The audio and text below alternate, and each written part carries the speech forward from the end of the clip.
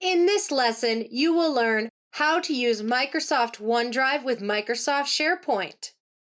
Before we get going, I want to give you a little bit of background behind the differences between OneDrive and SharePoint. The two applications known as OneDrive and SharePoint are very similar to one another. OneDrive, however, is more for individualized personal use of files, documents, folders, and file backup systems, whereas SharePoint is a larger hub of files, folders, and collaboration. SharePoint's main purpose is to help businesses and organizations collaborate among large groups of people. OneDrive's purpose is to share documents and to hold documents and files and folders, but it's less applicable when it comes to collaboration because of the limitations that it offers.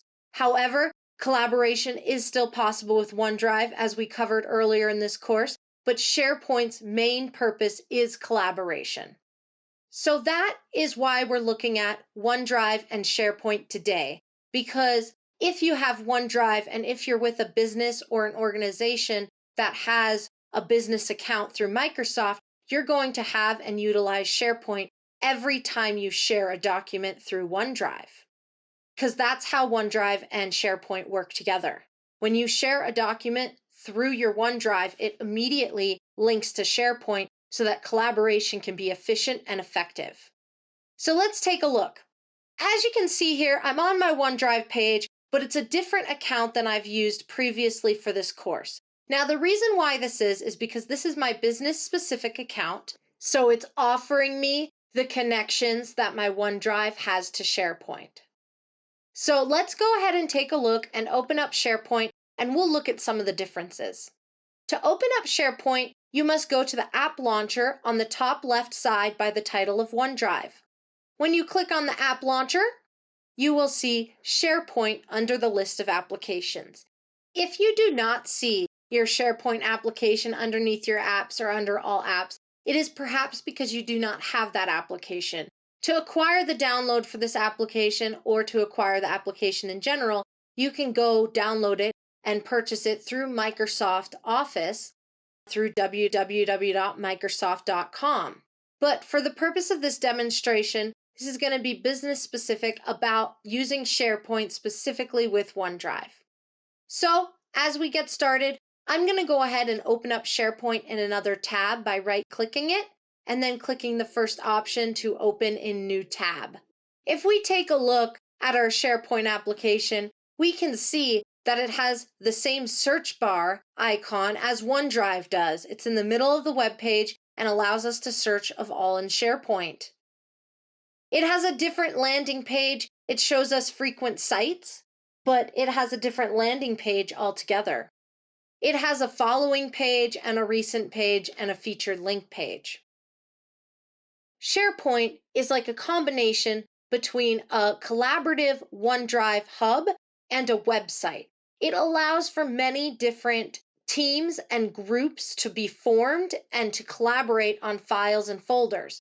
But access can be given accordingly so that you can give some people access to certain documents and others can remain private.